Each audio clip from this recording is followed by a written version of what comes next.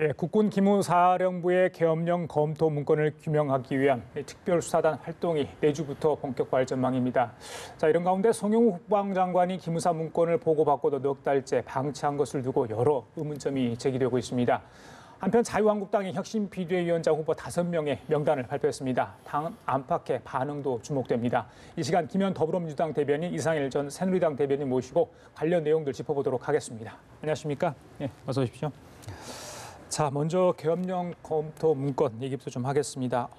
이게 문건 내용도 지금 이제 밝혀야 할 부분이 굉장히 많은데, 과연 송영무 장관한테 보고됐고, 송영무 장관이 어떤 판단을 해서 넉 달째 그 관련해서 보고 행위를 어떤 식으로 청와대에 했는지 여부, 판단과 어떤 태도에 대한 저런 의문점들이 좀 제기되고 있습니다. 물론 어제 청와대에서 해명을 좀 하긴 했습니다만 그럼에도 불구하고 속 시원한 부분은 없다는 그런 지적도 있습니다. 송 장관이 과연 문건을 방치하는 것인지 이 부분은 어떻게 봐야 됩니까? 김 대변인께서는 어떻게 보세요? 일단은 이 내용의 예. 심각성과 중대성과 폭발성을 감안해서 독립수사단을 구성해서 국민들께 보고하라, 내용을 조사해서 보고하라 이렇게 되어 있고, 송영무 장관도 일체의 보고를 받지 않겠다라고 했습니다. 이게 기무사, 앞서 이제 뭐 그 뉴스에서도 다뤘지만 기무사라는 조직 자체가 방첩, 방공, 그다음에 그 해외 파트에서 활동을 하고 있고, 육군, 공군, 그다음에 해군, 전군을 또 군 안의 군이라고 얘기할 수 있을 정도로 정보를 다루는 업무이고, 또 그 방첩 업무를 하는 데지 않습니까? 근데 지금 그러니까 촛불의 그 민심의 정면으로 반하는, 그래서 계엄까지 염두에 둔 보고서가 2017년 3월 달에 보고를 했다는 것에 모든 국민들이 충격을 받고 있는 것이고, 그동안 이제 합참이나 아니면 나머지 그 군 사이버 사령부에서 벌어졌던 댓글 공작하고는 차원을 달리하는 문제이기 때문에, 또 하나는 전현직 국방부 관계자들이 연루되어 있기 때문에 제가 보기에는 독립수사단으로 구성해서 조사를 하는 것이 맞다고 보고요. 그다음에 송영무 장관에 대해서 이러저런 얘기가 나오지만, 예. 당사자인 송 장관께서는 이 문제에 대해서 말을 아끼고 있는 상황이고, 맞습니다. 수사가 진행 중인 상황이기 때문에 지켜보겠다는 입장을 견지하고 있습니다. 그래서 제가 볼 때는 지금 과도한 해석이나 그 억측 내지는 추측으로 해서 이 문제는 기무사의 그 정치 개입이지 않습니까? 그다음에 대국민들로 하여금 선전포고를 한 사안이니만큼 좀 이렇게 그 지금 독립수사단에서 진행되는 상황을 조금 차분하게 보고, 그 기무사의 개혁이 실질적으로 이루어질 수 있도록 국민의 힘과 의지를 좀 모아내는 과정이어야 되지 않을까, 그렇게 보여집니다. 예, 송영무 장관이 문건을 보고하고 조치를 하지 않는 건지, 조치를 미룬 건지, 이것도 참 애매한 부분이 분명히 있어 보입니다. 어제 청와대 이제 김의겸 대변인이 여러 가지 이야기를 하지 않았습니까? 보고 시점과 관련해서 딱 잘라 말할 수 없다 하는 부분도 사실관계에서 회색지대가 있다, 이런 이야기를 했는데 글쎄 명쾌하지는 않아 보여요. 그래서 궁금증이 더 커지는 건데요. 제가 보기엔 한 3가지 초점이 된다고 봅니다. 첫째는 기무사가 왜 이런 문건을 만들었느냐. 그러니까 도대체 누구의 지시에 의해서 어떤 분들이 이런 문건을 어떤 의도를 가지고 만들었고, 정말 실행 계획을 갖고 있었는가? 이거에 대해서 있는 그대로 철저히 밝혀야 되고요. 또 지난 3월에 보고받은 송영무 장관은 지금 넉 달째 이 문건이 드러나기 전까지 아무런 조치를 취하지 않은 점, 이거는 어떤 이유에서인지 결국은 제가 보기에는 독립적인 수사를 하는 이번에 특별수사단도 송 장관이 왜 그랬는지 밝혀야 될 겁니다. 국민 역시 그것도 궁금해하거든요. 그다음에 이제 청와대 어제 대변인 해명을 통해서 또 궁금증이 좀 생기는 건데, 송 장관이 청와대에 보고를 한 건지, 보고를 했다면 정말 있는 그대로 한 건지, 아니면 좀 축약을 해서 보고를 했는지, 뭐 이런 문제들, 이런 것도 이야기를 해야 되겠죠. 그런데 뭐 전해지기로는 그게 정확한 건지는 모르지만 송 장관은 3월에 보고를 받았고 4월쯤에 청와대한테 어떤 보고를 했는데 그게 좀 계략적인 거 아니었느냐, 뭐 이런 추측도 있습니다. 근데 또 지방선거가 있었기 때문에 송 장관이 그런 어떤 정치적 고려를 했는지 이것도 이야기를 해야 되고, 아니면 송 장관이 이 문건을 보고 이 문건의 심각성을 제대로 파악을 못했을 수도 있거든요. 이거 하나 밝혀져야 되고, 그다음 이 문건을 계기로, 게다가 기무사가 또 국민들 입장에서는 정말 말도 안 되는 그 세월호 관련 예. 뭐 유족들을 소위 이 뭐 사찰과 관련해서도 정확히 어떤 것들이 이루어졌는지 그다음 대통령에게 보고한 문건을 보면 기무사가 그 고난하고 아무 상관이 없는 월권적인 것들을 하거든요. 그래서 뭐 눈물을 흘리면서 희생자 이름을 대통령이 부르시라 뭐 등등 이런 것들을 통해서 기무사가 여전히 정치에 개입을 하고 있구나 이런 거를 국민이 생각할 수밖에 없어요. 그러니까 앞으로 기무사 개혁이 철저히 이루어져야 된다. 예. 이 세 가지에 초점이 맞춰져야 된다고 봅니다. 예, 다음 주에는 이제 수사단이 구성이 될 것 같고요. 다음 달 10일까지 이제 활동을 하게 되는데 그래서 군에서 일어나는 일들에 대한 어떤 특별 수사뿐만 아니라 그 밖에서 일어나는까지 이제 수사를 과연 할 수 있을지 특히 이제 전역하신 분이랄지는 민간인 수사도 그 대상자들이 지금 돼 있는 상황이 아니겠습니까? 글쎄요, 독립적이고 완전하고 공정한 수사가 좀 될 수 있을지 그 부분은 어떻게 보세요? 그러니까 일단 기무사를 대상으로 하는 것은 비육사, 비기무사로 해서 독립 그 수사단에서 하는 거고 민간으로 넘어가는 거는 민간 검찰에서 할 수도 있다라는 여지를 남겨뒀기 때문에 예, 제가 예. 볼 때는 지금 시작은 군 내의 문제이기 때문에 그걸로 집중하고 그 외에 이제 뭐 전역을 했다거나 예, 아니면은 지금 특히 이제 한 분은 미국에 계시고요. 그렇죠. 공부 때문에 미국에 계신데 이제 이런 분들에 대해서 그러면은 군에서 다 할 수 있느냐에 예. 대한 판단을 독립수사단에서 할 수 있을 것 같고 수사팀에서 할 수 있을 것 같고 그 수사팀에서의 그 진행 상황을 보면서 이제 검찰로도 갈 수 있다라고 보여집니다. 예. 지금 이상일 의원님도 말씀하셨지만 세월호 당시에는 지금 이재수 전 기무사령관이지 않습니까? 그 박지만 그 동생분의 친구이고 그다음에 고속 승진을 했던 분이고요. 그 박근혜 정부에서 그리고 기무사령관을 맡았는데 갑자기 10월 달에 이제 그 또 다른 부서로 이동을 하게 되죠. 그래서 결국 이거는 박근혜 전 대통령을 둘러싸고 있었던 우리가 상상할 수 없었던 일들이 벌어졌던 요인 중에 하나가 4월 16일 날 최순실 씨의 존재, 그다음에 그 청와대의 컨트롤 기능이 전무했다. 결국은 박근혜 전 대통령을 중심으로 놓고 나머지 이제 3인방, 문고리 3인방하고 최순실, 정윤회 또는 그 라인에서 벌어졌던 암투와 권력 그 쟁투에서 벌어졌던 일들이 결국은 세월호 참사에도 고스란히 반영되고 투영된 것이 아니냐. 그래서 국민들 이게 나라냐라고 얘기했던 2016년도 10월부터 벌어졌던 촛불 민심이 결국은 이런 그 터무니없는 계엄에 대한 실행 계획을 적용하지 못하게 무산시킨 것이지 돌이켜보면 10월달, 11월달 이 과정에서 박근혜 전 대통령이 보여줬던 행보나 예. 또는 그 탄핵이 결정되고 나서도 기자간담회를 통해 가지고 본인은 잘못한 것이 없다라고 얘기했던 거나 뭐 정규재 씨 불러서 인터뷰했던 거나 이런 내용들을 쭉 보면 사실은 이 지금 탄핵이 기각됐을 때를 상정한 이 계엄 문건은 실로 정말 어마어마한 내용이고 특히 이 세상이 바뀌었음에도 불구하고 1980년도 5.18 당시를 연상케 하는 거나 12.11을 연상케 하는 일을 전혀 상관없는 기무사령부에서 획책을 했다는 점에서는 진짜 그 독립수사팀에서 제대로 수사해서 다시는 이런 일이 없도록 예. 그 기무사의 개혁 사실상 해체를 해야 되는 것이 아니냐라는 국민 여론도 매우 높은 겁니다. 그래서 예. 이런 부분에 대해서 물론 송영무 장관이 언제 보고를 받았고 또 그 보고 이후에 어떻게 했는지도 중요한 뭐 따져봐야 될 문제이긴 하지만 보다 본질적으로는 왜 작성했고 누구에게 보고됐으며 그다음에 이 개선상에 누구누구가 있는지에 대한 수사가 보다 본질적인 문제가 아닌가 싶습니다. 예. 아까 전에 이제 우리 이 의원께서 이 대변인께서 네. 말씀을 해주셨잖아요. 여러 가지 밝혀야 될 의혹들에 대해서 이 한민구 전 국방장관 측에서는 보고받고 나서 논의 종결을 지시를 했다 이렇게 이야기를 하고요. 그 정도로 내란 음모라면 이걸 공식적인 국방부 공식 회의에서 논의를 했겠느냐, 그리고 문서를 남겨뒀겠느냐. 이게 좀 말이 안 된다 이런 주장이거든요. 예, 그 한민구 전 장관이 그런 이야기를 하고 있는 걸 언론을 통해서 접했는데 예. 역시 수사를 통해서 정말 예단하지 않고 좀 있는 그대로 밝혔으면 좋겠다 이런 생각이 들어요. 예. 한민구 장관 말이 맞을 수도 있죠.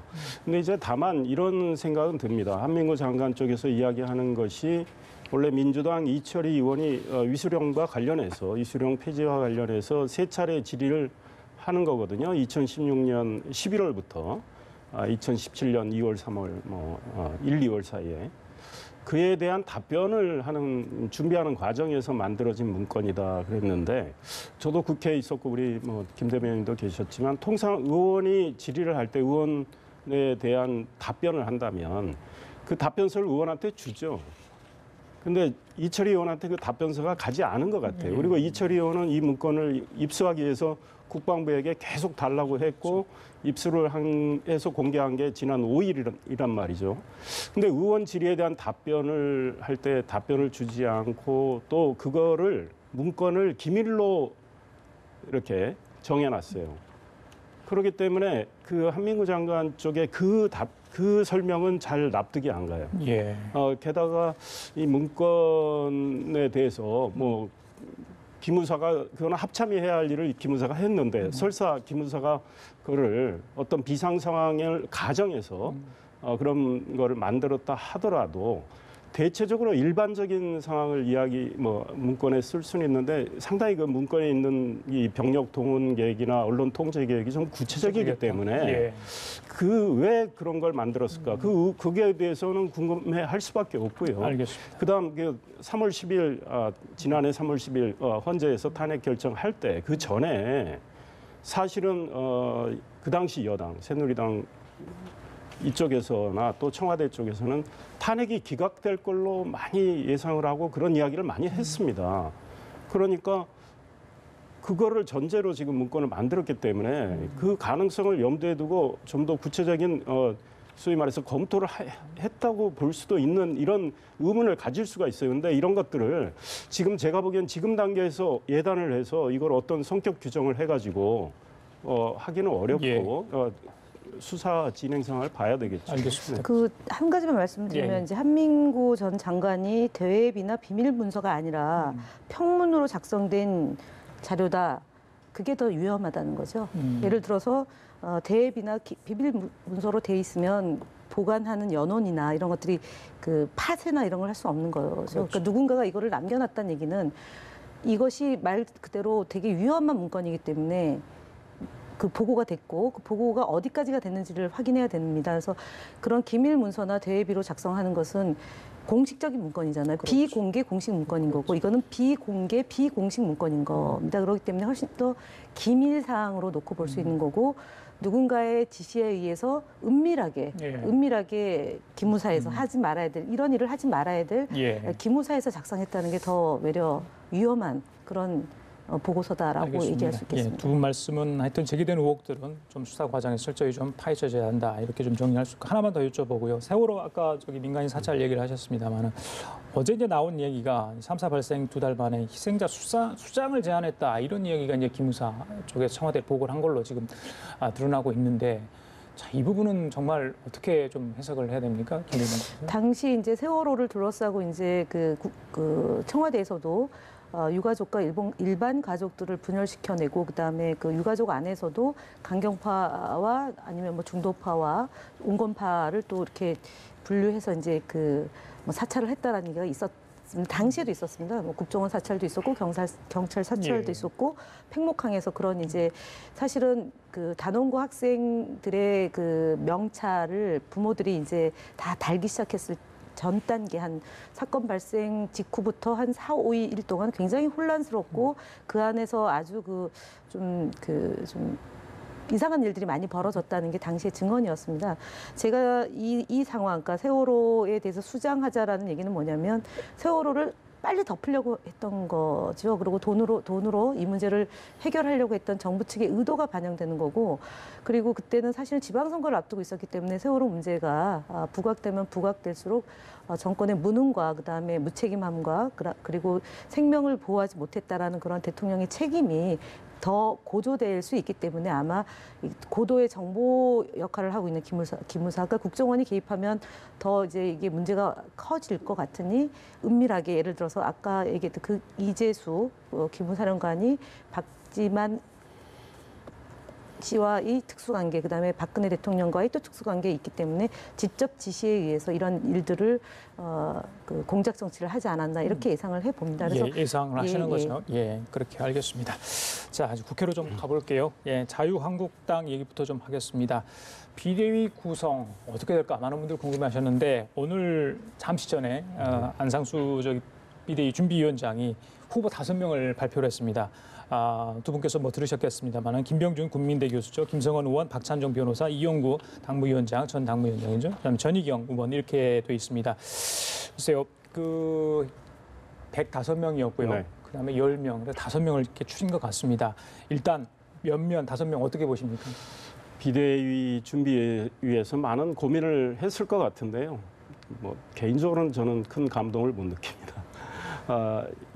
아마 김병준 전 부총리의 경우는 그동안 조남이 많이 나왔습니다. 그렇죠. 예. 그리고 본인이 어느 정도의 의사를 또 피력을 했는데 다른 분들은 좀 나름대로 신선한 맛은 있어요. 그런데 박찬정 전 의원님 같은 경우는 뭐 연세도 있고 정치권을 떠난 지 오래됐고 물론 경륜이 있으신 분이라고 생각을 하지만 지금 그 당의 인적 구성이나 그 당의 고질적인 문제에 대해서 아마 깊이 이해는 부족하실 거예요. 근데 이분이 뭐 비대위원장을 맡으신다. 과연 그걸 잘 끌어나갈 수 있을지. 역시 저는 김병준 부총리도 마찬가지라고 생각을 해요. 그 다음에 당의 초선 의원 2분을 젊은 분들이죠. 내세웠는데 뭐 일종의 신선감은 줄 수는 있겠다. 그런데 그분들의 역량으로 저 당 지금 의원총회 아마 4시에 열리면 또 싸울 텐데 그걸 어떻게 컨트롤을 해가지고 정말 혁신의 방향으로 갈 수 있을지 개인적으로 의문이에요. 게다가 전인경 의원 같은 분은 과연 지금 그 자유한국당이 나아갈 방향의 어떤 정체성이나 이런 문제와 관련해서 정말 맞는 건지 저는 개인적으로 좀 문제 제기를 하고 싶고 이용구 당무감사위원장 예. 전 통계학자시고 뭐 당에 좀 관련도 있었고 하지만 역시 아마 역량을 발휘하기 어렵다. 지금 자유한국당의 이 내부의 인적 구성, 고질적인 지금 파벌의 문제, 그리고 이 불신과 대립 갈등의 문제, 이거는요. 제가 보기엔 어떤 분이 와도 이게 해소 못합니다. 그래서 앞으로 지켜봐야 되겠지만 아마 오늘 의총부터도 시끄러울 거고 비대위원장 한 분 지금 저 5분 중에 한 분 고르기도 쉽지 않을 것 같아요. 알겠습니다. 예, 김 대표님 어떻게 보십니까? 저도 뭐 지금 거론된 5분들을 이제 뭐 안정론이냐 아니면 뭐 세대교체론이냐라고 얘기를 하는데 예. 안정론은 지금 그 자유한국당 상태가 안정하지 않지 않습니까? 비상 상황이기 때문에 비대위원장을 추천해서 그분에게 정권을 맡기겠다고 하는데 안정론도 좀 얘기가 안 되는 것 같고요. 그렇다고 해서 세대교체론이라고 얘기하면 그야말로 무슨 가치나 노선이나 그 자유한국당에 거기에 부합하는 분들 중에 뭐 50대나 40대나 뭐 이렇게 해서 좀 글쎄 50대 40대로 이 당을 지금 끌고 갈 수 있으려나 모르겠습니다. 결국은 흐지부지 또 되지 않을까 싶고 이 5분들 가지고 중에 한 분이 된다 하더라도 저는 한 달을 채 못 갈 것 같습니다. 그래요. 아이고 더 비관적인 전망을 해주시는데 일단은 이제 이번 주 안에 이 중에 한 분을 선정을 해서 17일 날 아마 그 전국위원회 추인을 받을 것 같아요.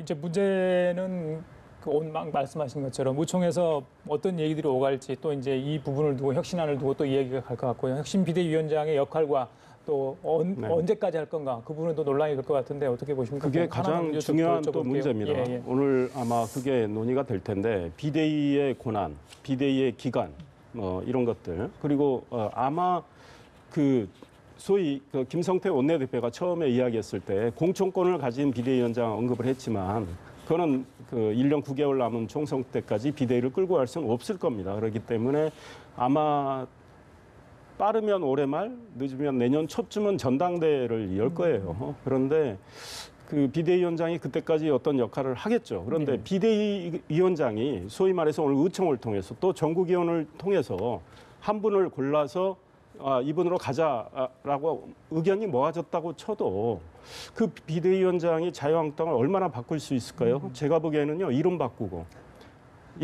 국민이 감동하겠습니까? 그다음에 보수의 가치를 재정립하고 당의 뭐 정강 정책 조금 바꾸는 선 이 정도밖에 안 돼요. 그러면 인적 청산의 문제는 여전히 남아 있습니다. 근데 인적 청산은 그 막강한 대표 권한을 갖고 있던 홍준표 대표도 1년 9개월 남은 총선 때까지 비대위를 끌고 갈 수는 없을 겁니다. 그런데 비대위원장이 자유한국당을 얼마나 바꿀 수 있을까요? 제가 보기에는요, 이름 바꾼다고 국민이 감동하겠습니까? 그다음에 보수의 가치를 재정립하고 당의 뭐 정강 정책 조금 바꾸는 선 이 정도밖에 안 돼요. 그러면 인적 청산의 문제는 여전히 남아 있습니다. 근데 친박 핵심 중진 두 분 인적 청산 못했어요. 그래서 제가 보기에는 자유한국당은 약간의 리노베이션 하는 정도에 그친다. 그런데 지금 저 5분 중에 제가 짐작컨대는 예상컨대는 아마 김병준 부총리 가능성이 제일 커 보여요. 예. 그런데 친박의 아마 핵심들은 또 거부감을 나타낼 가능성이 있습니다. 그래서 오늘 우청부터 좀 시끄러울 텐데 예. 글쎄 과연 잘 넘어갈지 전국위원회에서 무난하게 추인이 이루어질지도 역시 의문입니다. 당면 교체 얘기를 하셨는데 김 대표님 어제 이제 자유한국당 당사를 옮기지 네, 않았습니까? 예. 이거 보는 그 당직자들하고 이게 사무처 직원들은 어떤 느낌일까요? 뭐. 글쎄 저희도 여의도 당사 시절에서 영등포 당사로 옮겼던 적이 있습니다. 그리고 나서 다시 여의도로 이제 왔는데 예. 정치의 1번지가 이제 어쨌든 여의도지 않습니까? 이제 뭐 선거의 1번지는 뭐 종로라고도 얘기하지만 결국은 여의도 그 국회의사당을 중심으로 해서 각 정당이 이제 그렇죠. 당사가 포진되어 있는 거지 않습니까? 근데 자유한국당이 예전에 천막 당사를 해가지고 2004년도에 기사회생을 했죠. 그때 차떼기 이후에. 그리고 나서 이제 두 번째로 그 당사 자체가 이제 여의도를 벗어나는 건데, 그리고 그 규모도 좀 축소된 거고요. 예. 의석수에 비해서 정당 구조를 굉장히 이제 좀 좀 축소시키는 건데, 어찌 보면은 이명박 박근혜 정부 9년 동안의 그런 그 국민들로부터 심판이 지금 현재 자유한국당의 모습이지 않을까 싶고요. 더더구나 이 그 심판에 대해서 자성하고 성찰하고 그다음에 대안을 모색하지 못하면 제대로 저런 그 지금은 당사를 영등포로 이전하는 것으로 일단락됐겠지만 그 이후에는 더 큰 그 어려움과 시련이 있을 것 같습니다. 제가 예. 볼 때는 그래서 야당이 그 여야가 정말 대화를 통해서 국민을 위한 정치를 하고 그다음에 국정 운영을 수행함에 있어서 집권 여당의 경험이 있는 만큼 좀 지나치게 발목 잡기를 한다거나 비판을 위한 비판, 비난을 위한 비난이 아니라 좀 건설적인 야당이 되었으면 예. 하는 바람이 있습니다. 예, 쉽진 않을 것 같습니다. 예, 리모델링도 잘 네. 못하고 지금 들어갈 그런 형편이라고 합니다. 자, 마지막으로 우리 네. 저기 이 대변인께는요. 어제 이제 홍준표 대표가 미국으로 네. 떠났죠. 오늘 이제 떠나겠다고 한 분이 또 한 분 있었습니다. 안철수 전 네. 대표인데요. 기자 간담회를 통해서 자기 성찰의 시간을 좀 갖겠다. 독일로 아마 갈 것 같습니다. 네. 그래서 이게 뭐 정계 은퇴는 아닌 것 같아요. 일단은 좀 정치 일선에서 물러나겠다는 뜻 같은데 어떻게 보셨습니까? 아마 안철수 전 대표로서는 이럴 수밖에 없을 것 같아요. 지금 본인이 다시 정치에 복귀해서 뭘 한다 한들 지금 당에서도 입지가 많이 좁아졌고 또 국민의 어떤 지지나 이런 것도 많이 떨어진 상황이기 때문에 여의치가 않고요. 일단은 정치 일선에 물러나서 조용히 좀 침잠하면서 본인 말씀대로 성찰하고 체험을 갖는 시간, 그게 저는 꼭 필요할 것 같고 독일이든 어느 곳이든 가시겠죠. 독일로 가실 것 같고 아마 그 부인도 같이 가실 모양인데 가서 아마 한 발 떨어져서 국내 상황을 좀 차분히 좀 바라보고 어떤 정책적인 연구도 하고 그다음 뭐 독일에 있으면서 독일을 비롯한 이 선진국들의 어떤 변화상도 정말 많이 배워와서 예. 적절한 시기에 뭐 복귀할 수 있겠다 이런 생각이 들어요. 그러나 지금 여건은 쉽지 않습니다. 왜냐하면 야권이 말이죠. 자유한국당도 그렇고 바른미래당 저 두 당 안에서 서로 변화와 개혁을 한다고 하지만 그 틀 안에서는 저는 거의 불가능하다고 생각합니다. 왜냐하면 자유한국당 특히 인적 구성에 문제가 있습니다. 그 매일 싸우는 걸 우리가 보지 않습니까? 누가 비대위원장이 와도 그걸 고치지 못해요. 그렇기 때문에 정말 야권이 제대로 서야 여당이 긴장하거든요. 그래서 제가 주장하는 건 자유한국당 바른미래 다 해체를 하라는 거죠. 해산하면요. 인적 청산 저절로 됩니다. 그리고 신진들이 들어올 수가 있어요. 예. 그래서 괜찮은 분들과 신진이 새로운 야당을 건설해야 국민들이 보기에도 달라졌구나. 이런 생각이 들고 지금 자유한국당이 영등포로 이사하지만 2천만 원, 올 2천만 원이라 매우 초라한 곳으로 가는 건데요. 그렇다고 국민이 감동 안 느낍니다. 자유한국당을 해산을 하면 당의 모든 자산을 국고에 혼납하고 바닥에서부터 일어서라. 이런 생각이 듭니다. 그래요. 알겠습니다. 자, 지금까지 김현 더불어민주당 대변인 이상일 전 새누리당 대변인 두 분과 함께 얘기 나눠봤습니다. 말씀 감사합니다. 예.